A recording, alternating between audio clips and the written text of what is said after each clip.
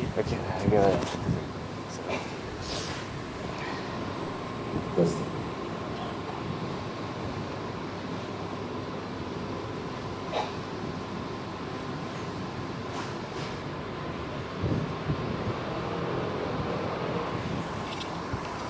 Test.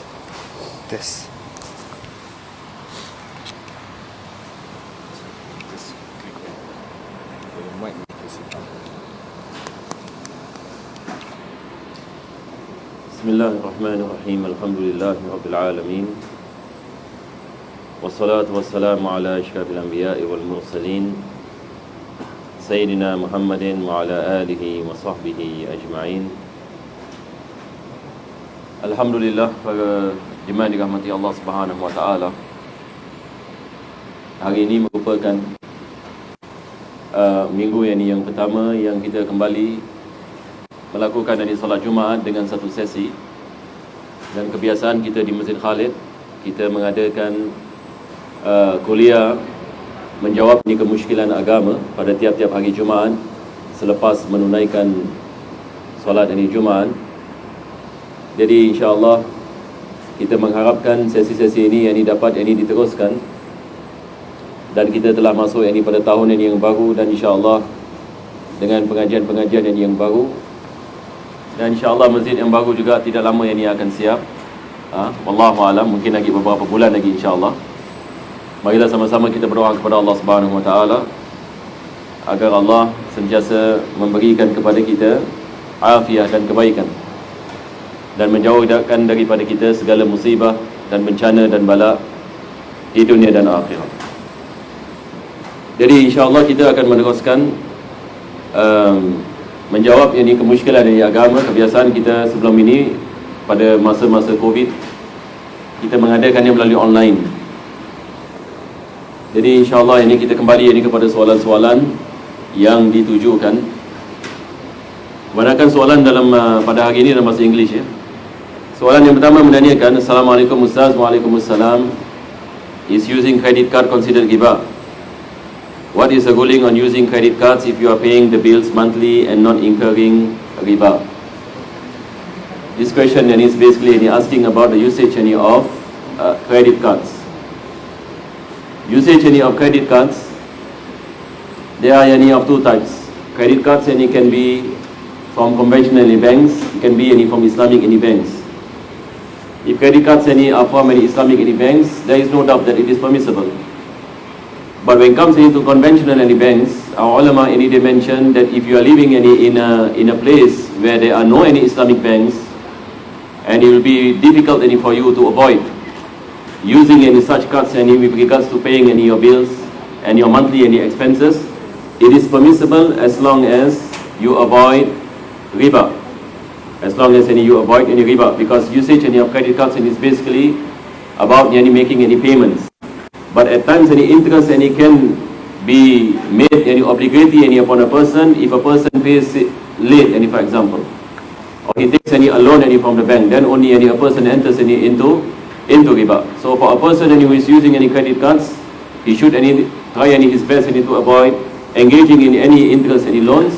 And if he is using any such cards for the sake of paying the bills and monthly expenses, it is permissible. But if he has an option to to have some transactions with any Islamic banks, then that is the best.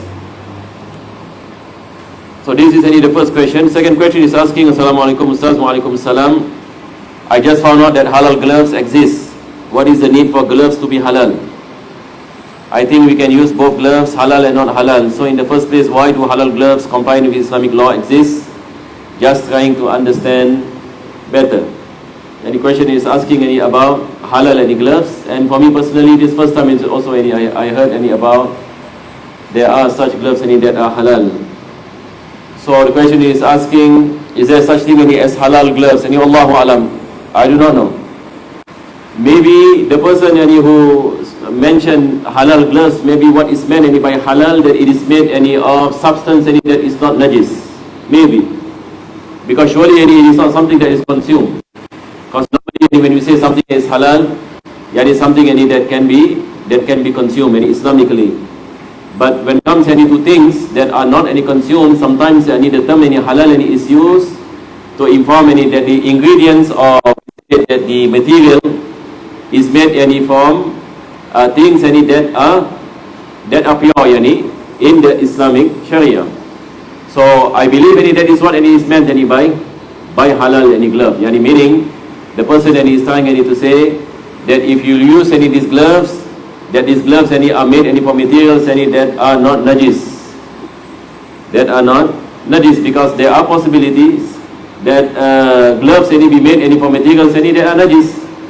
For example, there are gloves that are made from materials that is from the skin of the swine, for example.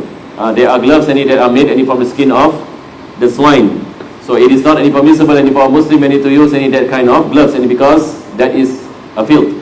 And it is not permissible for a Muslim to be engaging in filth.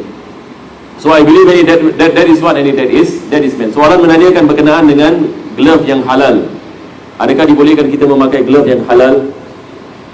Apa yang saya faham adalah glove halal yang dimaksudkan adalah glove yang diperbuat daripada benda-benda yang suci, daripada benda-benda yang tidak najis. Sekarang macam-macam semua yang ada halal.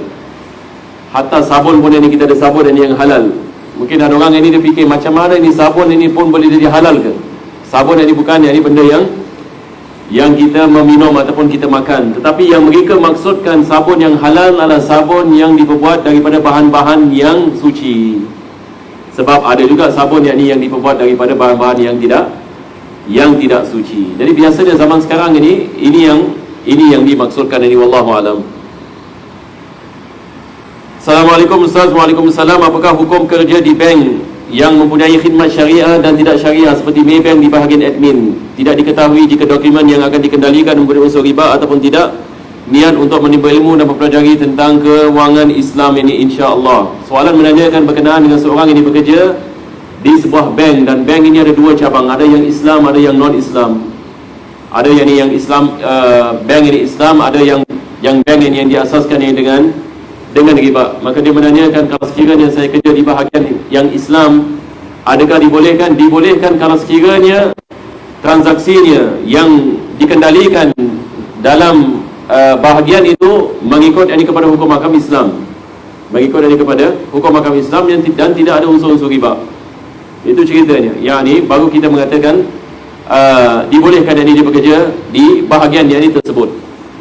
Tapi kalau sekiranya tidak, maka tidak ada beza dengan bank yang ada riba. Kalau sekiranya ia bercampur sebagai misal, nama saja misalnya Islam, akan tetapi ada unsur-unsur riba, maka kita kena lihat kepada bagaimana ia dikendalikan. Kalau ia dikendalikan mengikut cara Islam, maka dibolehkan bagi seorang Muslim untuk bekerja di dalamnya. Soalan seterusnya menanyakan, Assalamualaikum Ustaz. Waalaikumsalam. May I ask, when would it be wajib for boys to perform salat Jumaat?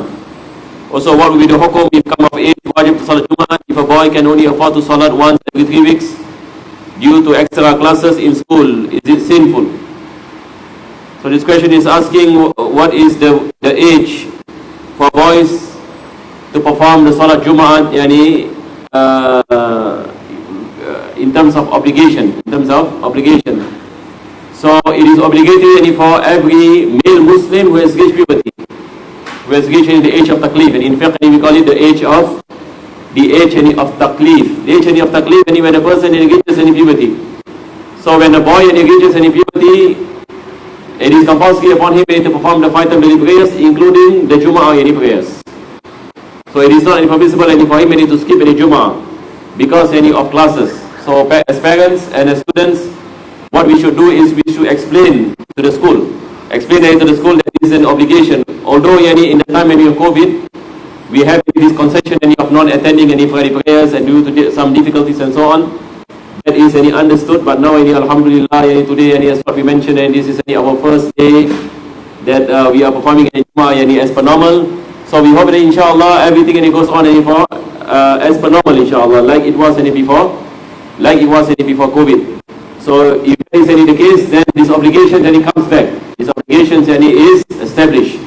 So meaning those who are, whether they are at schools or at workplaces, the obligation of Jumu'ah is still it's still an obligation. Yani if your school and is saying that they cannot attend a Jummah any prayers, and then you should explain it to them about the situation, and to explain that these timings and clash with the Jummah, the Friday any prayers, and it is compulsory in Islam, and that the students and perform any the Jummah any prayers. So we need to inform, because sometimes and even non-Muslims now they are confused about whether Jummah is obligatory or not obligatory. Because confusion arises during the COVID situation, where many Muslims do not perform any Jummah prayers. So people might be thinking that maybe the rulings of Islam has been abrogated, has been changed. That last time maybe Jummah prayers is wajib, but now Jummah prayers is not any wajib. All these things also we have to put in our efforts in order for us to explain about the situation. May Allah subhanahu wa ta'ala bless all of us with taufiq and easiness, insyaAllah. Yang tadi soalan menanyakan berkenaan dengan budak-budak di sekolah, adakah diwajibkan mereka melakukan solat Jumaat? Diwajibkan mereka melakukan solat Jumaat kalau mereka sudah sampai kepada baligh, jadi umur baligh. Jadi sebagai ibu bapa, apa yang saya rasa, kalau dia clash dengan mana-mana kelas, jadi kita harus melakukan sesuatu yang maksudnya sekurang-kurang kita menerangkan kepada sekolah yang anak kita perlu menunaikan solat Jumaat, dan kelas ini tersebut clash dengan solat Jumaat. Kalau sekiranya kelas itu boleh dilambatkan sebagai misal, maka itu adalah yang terbaik, insya-Allah. Tapi kewajiban tetap kewajiban, walaupun sekarang berlaku kekeliruan sama ada solat Jumaat wajib ataupun tidak wajib disebabkan zaman corona ini. Tapi sekarang alhamdulillah bala telah diangkat oleh Allah Subhanahu wa taala, dan kita dah kembali kepada masjid. Kita harapkan insya-Allah masa-masa yang akan datang Allah selamatkan masyarakat kita daripada bala dan wabak, dan diberikan taufik dan hidayah, dapat kita mengamalkan perintah-perintah Allah Subhanahu wa taala dan meninggalkan segala larangannya.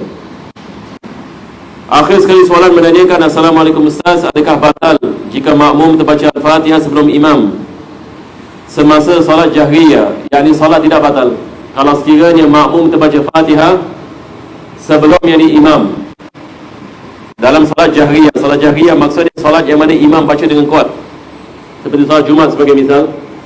Kalau sekiranya makmum baca sebelum imam, kita ada pendapat dalam mazhab al-Imam Syafi'i tidak sah Fatihahnya. Ada pendapat, kita ada khilaf. Kalau sekiranya makmum baca sebelum imam,